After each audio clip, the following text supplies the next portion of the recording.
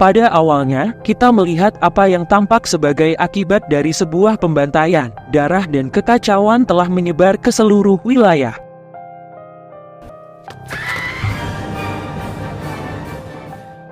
Film ini melompat ke masa sebelum kejadian. Sekelompok pegawai pemerintah sedang melakukan perjalanan ke sebuah desa di tengah hutan, sebuah tempat bernama Kolaragen. Di sana, mereka berencana mengadakan konferensi untuk membahas proyek besar.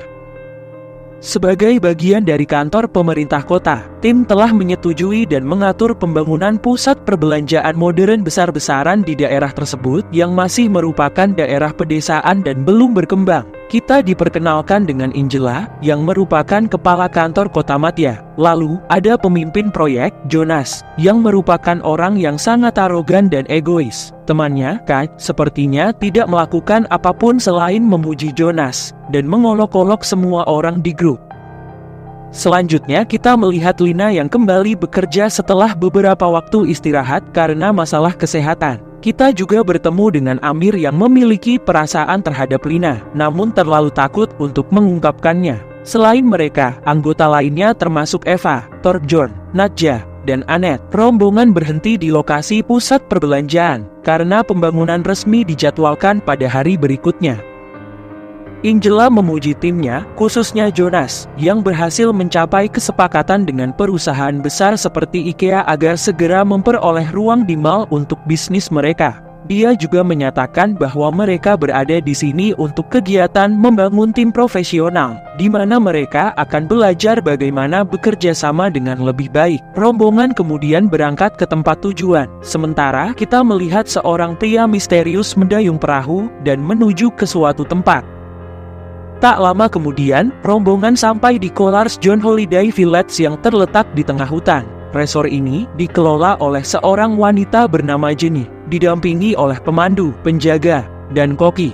Semua karyawan dipasangkan dan diberi kamar kabin berdasarkan tanda astrologi mereka. Kemudian pada hari itu, Koi mencoba membuatkan makan siang untuk para tamu, namun ternyata tidak ada gas. Jadi dia memutuskan untuk keluar dan mengisi gas tersebut.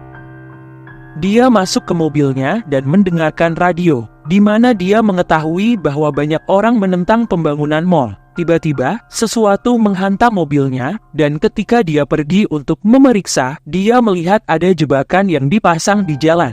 Saat itu, dia mendengar suara berisik di hutan, dan memutuskan untuk memeriksanya. Sesampainya di hutan, ia menemukan ada beberapa helai benang yang menghubungkan satu pohon dengan pohon berikutnya. Saat Koi memeriksanya, seseorang menyerangnya dari belakang. Sementara itu, di resor, tim berkumpul untuk rapat membahas proyek mereka. Angela mengawali pertemuan dengan video iklan, dan terdapat beberapa perbedaan pendapat mengenai pernyataan dan tujuan iklan tersebut. Ada juga pertimbangan lingkungan, karena pembangunan pusat perbelanjaan dan komunitas akan mengakibatkan rusaknya hutan, lahan terbuka, dan lahan pertanian. Anet menyuarakan penolakan keras, namun yang lain mencoba meyakinkannya bahwa mereka semua mengikuti aturan lingkungan, dan bahwa alam akan mendapat balasannya dengan cara lain. Selama ini, Lina terkejut saat mengetahui bahwa perusahaan tersebut telah terlibat dalam beberapa kegiatan curang selama dia pergi. Sebuah peternakan bergengsi, milik seorang petani setia bernama Paulson, dan keluarganya dibongkar untuk dijadikan pusat perbelanjaan, dan tidak ada kompensasi yang diberikan. Lebih buruk lagi, Lina tampaknya telah menandatangani dokumen-dokumen ini, meskipun dia tidak ingat melakukannya. Dia secara terbuka menentang aktivitas destruktif mereka, yang membuat Jonas kesal dan menyebabkan pertengkaran di antara mereka. Kemudian mereka istirahat makan siang, namun karena Koki tidak ada, mereka kecewa karena hanya makan hotdog. Tak lama setelah itu, Jonas membawa Lina pergi dan bertanya mengapa dia menentangnya di depan semua orang. Lina mengatakan bahwa seseorang memalsukan tanda tangannya karena dia tidak pernah bisa menandatangani persyaratan tersebut. Namun, Jonas mencoba memanipulasinya dengan menyatakan bahwa dia pasti lupa menandatangani dokumen, karena dia mengalami banyak stres akhir-akhir ini.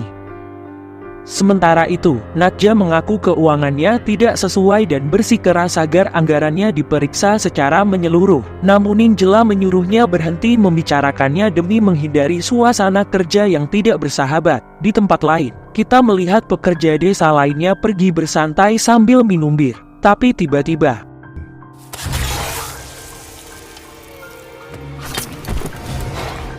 di dalam, saat semua orang berdebat, seorang pria muncul dengan kostum lucu dan mencoba meringankan suasana dengan menghibur mereka. Namun, para karyawan terus bertengkar. Hal ini membuat marah pria tersebut yang ternyata adalah Jonas, dan dia pergi dari sana. Tak lama kemudian, Angela pergi menghiburnya, dan Jonas mengeluh bahwa orang-orang ini tidak memiliki visi dan tidak kreatif sama sekali. Angela meyakinkannya bahwa tidak semua orang berbakat seperti dia, dan bahwa dia melakukan pekerjaan luar biasa sebagai kepala proyek. Untuk menghiburnya, dia memberinya sekop emas, dan mengatakan kepadanya bahwa dia akan meresmikan tanah besok. Kemudian, pemandu mengumpulkan seluruh kelompok dan memimpin mereka dalam tur. Dia mengumpulkan ponsel mereka, sehingga mereka dapat bersenang-senang tanpa gangguan. Selama ini, Lina mengaku kepada Amir bahwa seseorang pasti telah memalsukan tanda tangannya, dan juga menyarankan agar dia berbicara dan memberi kompensasi kepada Paulson yang rumahnya dibongkar. Namun Amir memberitahunya bahwa hal ini tidak mungkin karena Paulson bunuh diri setelah rumahnya dirobohkan. Setelah itu, kelompok tersebut memulai aktivitas membangun tim, di mana mereka dipisahkan menjadi dua kelompok. Yang pertama merancang rakit untuk menyeberangi sungai adalah pemenangnya. Mereka membuat perahu darurat dari plastik dan tim Jonas akhirnya menang. Sementara itu, pembunuh yang berkeliaran mencuri tas berisi ponsel dan kepala kostum Jonas. Jenny, sebaliknya, kesal karena dua stafnya hilang dan dia terbebani dengan pekerjaan. Tapi kemudian, saat dia mencari mereka, si pembunuh tiba-tiba muncul dan menyerangnya. Dia mencoba segala yang dia bisa untuk melarikan diri, tapi dia akhirnya membunuhnya. Sementara itu, tim tiba untuk kegiatan rekreasi lainnya yaitu menggunakan zipline melintasi danau. Pemandu mendorong Lina untuk melakukannya, namun Lina menolak karena dia sakit dan tidak dapat mengambil bagian dalam situasi berisiko. Melihat ini, Jonas mulai mengejeknya, mengatakan dia kurang nyali, dan sahabat karibnya, Kat, juga mendukungnya. Frustrasi, Lina menyatakan bahwa dia tidak bisa lagi menangani hal ini, dan berangkat ke resor. Kemudian, dia menyelinap ke kamar Jonas, sementara rekan kerjanya masih sibuk dengan aktivitas zipline. Dia kemudian meretas laptopnya, dan segera menemukan bahwa pemimpin proyek telah terlibat dalam sejumlah malpraktek. Dokumen tersebut mengungkapkan bahwa merek dan bisnis besar yang diklaim Jonas telah diamankan untuk pusat perbelanjaan tersebut tidak pernah menyetujui pengaturan tersebut. Lina menyalin semua informasi penting ini ke drive USB sebelum keluar. Beberapa waktu kemudian si pembunuh merencanakan serangan besar-besaran dan memasang banyak jebakan di hutan. Sementara itu, pemandu menyadari bahwa ponselnya telah dicuri. Namun dia menyarankan semua orang untuk tidak khawatir dan tetap bersenang-senang. Dia mulai mencari rekan kerjanya untuk bertanya tentang telepon di malam hari, tapi dia tidak dapat menemukannya. Sambil melihat sekeliling, dia menemukan tubuh Jenny yang tak bernyawa, tepat ketika si pembunuh datang untuk menyerangnya.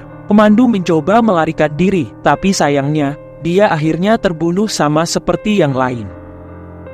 Di sisi lain, tim pergi bersantai sejenak dan berpesta di luar di bak mandi air panas. Beberapa saat kemudian, Lina datang dan mengajak orang kepercayaannya, Nadja dan Amir, untuk berbincang. Dia memberitahu mereka bahwa mereka tidak dapat membiarkan proyek tersebut dilanjutkan, karena akan mengakibatkan kerugian ekonomi bagi semua orang. Ia juga mengatakan belum ada seorang pun, termasuk IKEA, yang menyatakan minatnya membuka toko di mall seperti yang diklaim Jonas.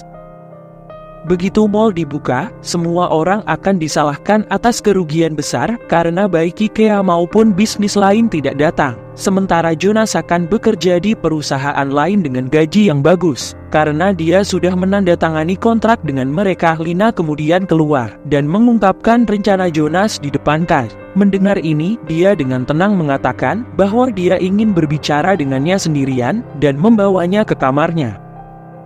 Dia tiba-tiba menawarinya posisi penting di perusahaan yang jauh lebih besar sebagai imbalan atas diamnya dia. Jonas mengklaim dia lebih berbakat daripada yang lain dan dia harus membidik lebih tinggi. Tapi Lina menolak usulannya. Melihat Jonas mencoba menyangkal tuduhan tersebut, Lina menunjukkan kepadanya drive USB dan memperingatkan dia bahwa jika dia tidak meninggalkan proyek tersebut, dia akan melaporkannya ke pihak berwenang.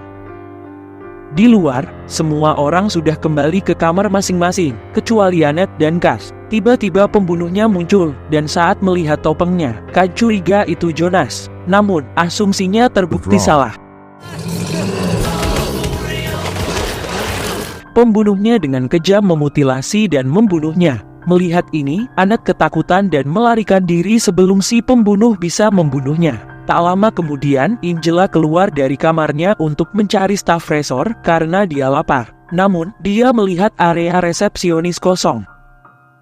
Dia akhirnya tiba di sebuah ruangan yang berlumuran darah dan menemukan beberapa gigi di sana. Sayangnya, sebelum Angela mengetahui apa yang terjadi, si pembunuh datang dan menyerangnya. Dia menyusulnya dan mengikatnya di tiang bendera, sementara semua orang keluar saat mereka mendengar jeritan. Saat melihat si pembunuh mendekat, semua orang menjadi paranoid dan mulai berlarian. Jonas dan Lina mulai berlari menuju hutan ketika tiba-tiba Jonas terjerat kawat setajam silet, mengakibatkan kepalanya terluka parah. Lina membantunya dan bersama-sama mereka lari dari sana. Dalam kepanikan, mereka menemukan rakit yang mereka buat sebelumnya dan memutuskan untuk menggunakannya untuk melarikan diri. Namun beberapa saat kemudian, setelah beberapa lama mengayuh, Jonas tiba-tiba berubah pikiran. Dia memperingatkan Lina untuk memberinya perangkat USB, atau dia tidak akan membiarkannya naik rakit, karena tidak punya pilihan. Dia dengan enggan memberinya tumpangan, tapi begitu dia melakukannya, pria jahat itu mengkhianatinya dan mendendangnya ke dalam air. Setelah ini, Lina kembali berlari ke dalam hutan, dan dia tersandung dan jatuh ke dalam lubang, di mana dia menemukan tubuh koki tersebut. Sementara itu, anggota tim yang selamat telah mengunci diri di dalam ruangan untuk menghindari si pembunuh. Mereka kemudian memutuskan untuk menghadapi si pembunuh bersama-sama dan mulai membuat senjata. Namun, Amir mengkhawatirkan Lina dan memutuskan untuk mencarinya sendiri. Dia tiba di hutan dengan senter dan mulai memanggil nama Lina. Sementara si pembunuh juga ada di hutan dan mendengarnya. Tapi sebelum dia bisa mencapai Amir, Lina menangkapnya dan membuatnya diam. Di tempat lain, Nadja mencari kunci mobil van mereka agar bisa kabur. Dia akhirnya menemukannya, tetapi si pembunuh tampaknya menyerangnya. Dia berhasil melarikan diri darinya dan memberitahu teman-temannya bahwa dia memiliki kuncinya. Tetapi si pembunuh membakar van itu sebelum mereka dapat mencapainya. Saat itu, mereka mendengar suara-suara datang dari pintu belakang dan melihat seseorang hendak membuka pintu. Untungnya, hanya Lina dan Amir yang berhasil keluar dari hutan hidup-hidup. Di adegan berikutnya, Annette keluar dari persembunyiannya dan bertemu Jonas yang terluka parah. Mereka menyelinap ke ruangan tempat dia membantu menjahit lukanya. Pada saat ini, Annette curhat pada Jonas, menyatakan bahwa kekacauan itu mungkin karena dia. Jonas bingung. Jadi dia memberitahunya bahwa pembunuhnya mungkin mantan rekan kerja mereka, Franz, yang bekerja di kantor lingkungan hidup. Ia sadar betul bahwa pusat perbelanjaan akan merugikan masyarakat, sehingga ia terang-terangan menentang proyek tersebut. Annette juga mengungkapkan bahwa dia memberitahu Franz tentang perjalanan mereka ke resort Colars John sebelum mereka datang. Mendengar hal tersebut, Jonas menjadi marah dan bergegas keluar, diikuti oleh Annette. Dia kemudian naik moped dan pergi. Ketika pembunuhnya muncul, Annette memohon Jonas untuk membawanya bersamanya, tapi dia menolak dan meninggalkannya tergeletak di tanah. Melihat si pembunuh mendekat, Annette mencoba menenangkannya, mengira itu Franz. Dia mengaku telah mencoba segala cara untuk membujuk mereka agar tidak melanjutkan proyek tersebut, namun mereka tidak mendengarkan. Dia kemudian melepas kepala bertopengnya, hanya untuk menyadari bahwa dia bukan Franz, dan si pembunuh juga menghabisinya. Pada saat yang sama, Jonas mencoba melarikan diri dengan sepeda motornya, tidak menyadari bahwa si pembunuh juga memasang jebakan di jalan yang menyebabkan dia kehilangan keseimbangan dan jatuh ke sungai. Di resor, Amir menemukan artikel surat kabar yang menyatakan bahwa Paulson bunuh diri setelah rumahnya dibongkar. Putranya menemukan tubuhnya di gudang mereka yang telah menghancurkannya. Setelah itu, ia secara terbuka berjanji akan memperjuangkan hak-hak petani, dan wawancaranya dengan surat kabar tersebut juga dipublikasikan. Kelompok tersebut berasumsi bahwa putra Paulson berada di balik semua ini, berusaha membalas dendam mata sayangnya. Lina mengusulkan ide untuk menyeberangi danau menggunakan zipline, dan kelompok tersebut setuju dan mereka memasuki hutan untuk mengakses zipline tersebut. Namun kemudian, mereka bertemu dengan si pembunuh yang menyebabkan mereka berpisah. Nadja terjebak dalam perangkap beruang, namun berhasil mengenai wajah si pembunuh. Meskipun hal ini tidak menghentikan pembunuhan besar-besaran, hal ini memberinya waktu untuk melarikan diri. Sementara itu, Eva dan Thorbjorn segera kembali ke kabin untuk bersembunyi. Belakangan, Amir dan Lina berhasil mencapai zipline. Mereka memulainya dari satu ujung secara bersamaan. Namun sayangnya, ketika mereka mencapai tengah, Amir memperhatikan bahwa sisi berlawanan dari zipline tersebut ditutupi oleh cabang-cabang yang tajam. Oleh karena itu, dia berpindah pihak dan menyerahkan nyawanya untuk menyelamatkan Lina. Lina beruntung karena ranting-ranting tajam itu hanya berjarak beberapa inci darinya untuk membunuhnya. Jadi dia lari ke hutan. Dia duduk di dekat pohon, tampak terluka dan berdarah. Tiba-tiba, dia mendengar telepon berdering, dan menemukan tempat si pembunuh meninggalkan tas dengan ponsel di dekatnya. Dengan ini, dia segera mengeluarkan ponselnya dan menelepon polisi. Kembali ke resor, si pembunuh menemukan Eva dan Thorbjorn, dan mereka mengumpulkan keberanian untuk menghadapinya sendirian. Ketika si pembunuh hendak membunuh Eva, Thorbjorn datang dan membakar topengnya. Pembunuhnya langsung memasukkan topengnya ke dalam air dan kembali untuk menghabisinya. Untungnya, Nadja tiba tepat pada waktunya. Arrives just in time.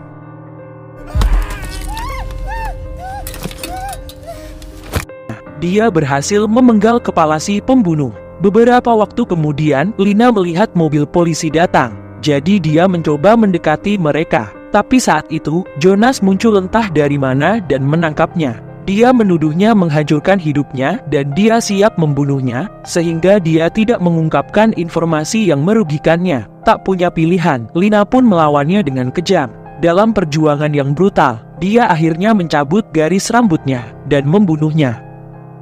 Setelah itu, mimpi buruk tampaknya akhirnya berakhir, karena resor tersebut segera dipenuhi oleh ambulans dan mobil polisi. Lina juga kembali ke resor dan melihat pembunuhnya telah dipenggal. Pada akhirnya, hanya Lina, Eva, Nadja, dan Thorbjorn yang bertahan untuk bertemu di hari lain.